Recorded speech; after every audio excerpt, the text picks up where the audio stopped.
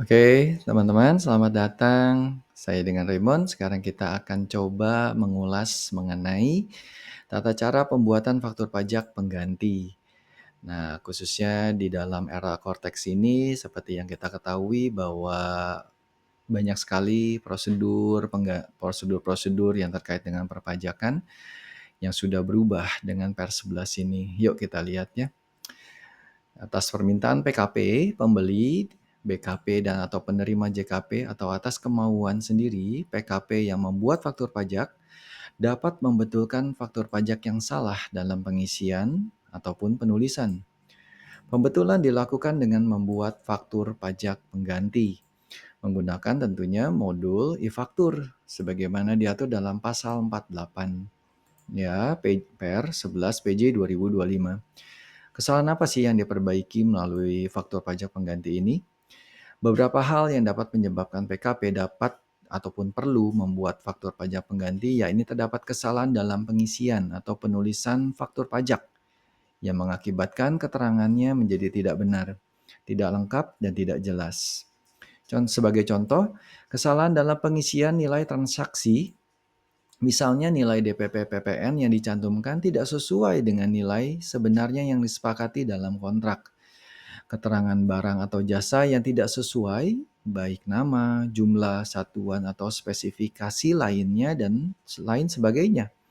Namun perlu diperhatikan bahwa kesalahan terkait pengisian atau penulisan identitas pembeli BKP atau penerima JKP tidak termasuk kriteria yang diperbolehkan untuk diterbitkannya faktur pajak pengganti. PKP harus membuat faktur pajak baru dengan sebelumnya melakukan pembatalan atas faktur pajak dengan kesalahan pengisian identitas pembeli. Jadi yang bisa dilakukan penggantian itu adalah keterangannya, keterangan barang, kemudian jumlahnya ya. Tetapi kalau identitas dari si pembelinya itu nggak boleh dilakukan penggantian, tetapi pembatalan bikin faktur pajak yang baru. Lalu kita harus tahu nih kapan sih batas waktu pembuatan faktur pajak pengganti. Merujuk pasal 50 ayat 1 per 11 tahun 2025, pembuatan faktur pajak pengganti dapat dilakukan sepanjang SPT masa PPN masa pajaknya dilaporkannya faktur pajak yang diganti masih dapat disampaikan atau dilakukan pembetulan sesuai dengan KUP ya, KUP. Dalam hal PKP yang menyerahkan BKP dan atau JKP telah melaporkan faktur pajak yang diganti dalam SPT masa PPN sebagai faktur pajak waran, maka PKP yang harus melakukan pembetulan SPT masa PPN. Sementara itu jika PKP pembeli, BKP, dan atau penerima JKP telah melaporkan faktur pajak yang diganti dalam SPT masa PPN, maka PKP harus melakukan pembetulan SPT masa PPN. Keterangan dalam faktur pajak pengganti. Nomor seri faktur pajak yang digunakan dalam faktur pajak pengganti tetap menggunakan nomor seri faktur pajak yang sama dengan nomor seri faktur pajak yang diganti.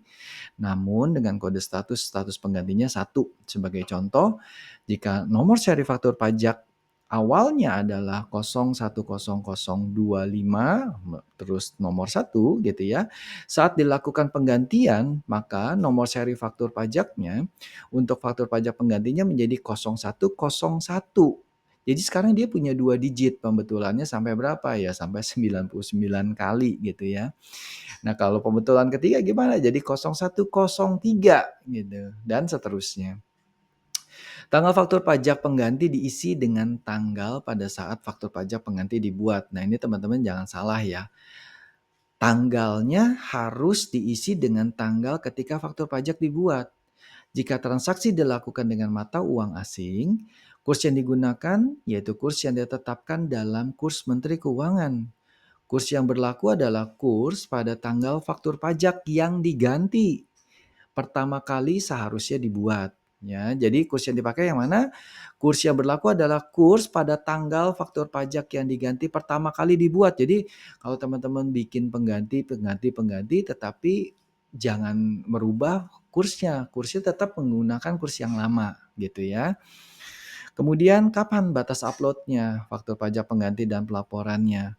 Dengan diterbitkannya Per 11 tahun 2025 ini, batas waktu upload faktur pajak melalui modul e-faktur oleh PKP paling lambat tanggal 20 bulan berikutnya. Kalau dulu ingat ya teman-teman tanggal 15. Ketentuan ini juga berlaku untuk faktur pajak pengganti. Sebagai contoh, faktur pajak pengganti dibuat tanggal 19 April 2025 atas faktur pajak tanggal 30 Maret 2025. Maka faktur pajak pengganti tersebut wajib diupload paling lambat tanggal 20 Mei 2025. Nah, kalau dari contoh itu, maka teman-teman harus bisa melihat maka tanggal faktur pajak penggantinya adalah tanggal 19 April 2025, bukan tanggal 30 Maret ataupun bukan tanggal lain-lainnya gitu ya.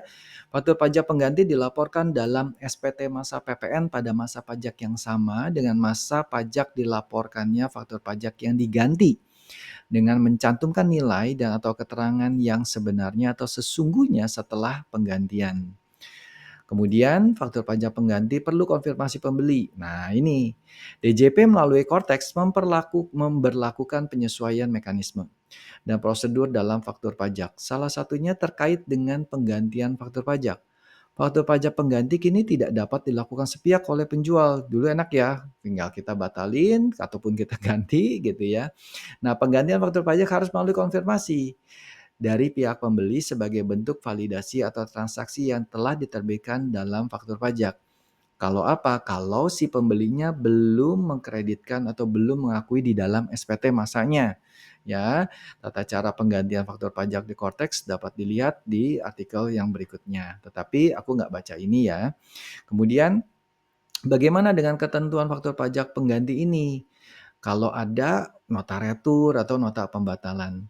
Kalau merujuk lampiran huruf D Per 11 tahun 2025, dalam hal faktur pajak pengganti dibuat setelah diterbitkannya nota retur atau nota pembatalan atas faktur pajak yang diganti, maka faktur pajak pengganti wajib memperhitungkan nilai yang tercantum dalam nota retur dan atau nota pembatalan. Kemudian, retur atau pembatalan tersebut dianggap tidak pernah terjadi. Ya, jadi kalau misalnya ada angka 100, kemudian kita mau ganti nih, harusnya angkanya tetap 100 misalnya, tapi sebenarnya udah ada retur 50, maka kita harus tulis 50 saja. Jadi nota returnya dianggap tidak ada, gitu ya. Kemudian penggantian faktur pajak oleh PKP toko retail atas penyerahan ke turis asing. Merujuk pasal 1 angka 49 per 11 tahun 2025, PKP toko retail adalah PKP yang melakukan penyerahan BKP melalui toko retail kepada turis asing. Dalam peraturan ini dijelaskan bahwa PKP toko retail tidak diperkenankan membuat faktur pajak pengganti atas penyerahan BKP kepada turis asing dalam kondisi turis asing telah memberitahukan dan menunjukkan paspornya kepada PKP toko retail dan ini dan loh ya. Faktur pajak atas penyerahan BKP tersebut telah diajukan untuk permintaan pengembalian PPN.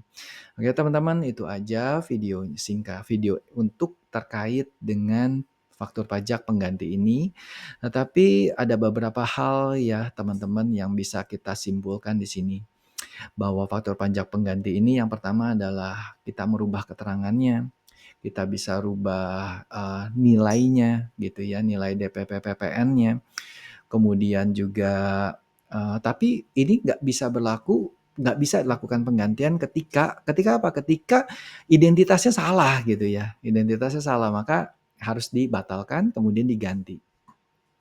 Nah, teman-teman juga harus paham banget, harus bisa diingat banget bahwa tanggal daripada faktur pajak pengganti itu adalah tanggal ketika kita melakukan penggantian faktur pajak itu. Kemudian ada hal poin lagi yang terpenting ya. Sekarang di dalam kode daripada pengganti, faktur pajak pengganti itu dia memiliki kode 2 digit. Ya, kalau awalnya 010 terus kemudian kita jadi 011 sekarang dia memiliki jadi kalau awalnya 0100 gitu ya. Nah, sekarang akan menjadi 0102 dan seterusnya gitu ya. Nah, teman-teman nggak perlu bingung untuk hal itu karena ini akan diperlakukan oleh sistem ya. Sistem yang akan merubah itu secara otomatis.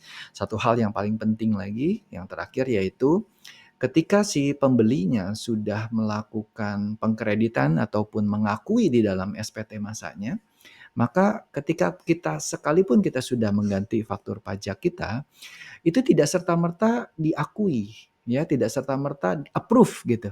Nah, caranya gimana? Ya kita meminta persetujuan dari si pembeli ya untuk melakukan approval itu.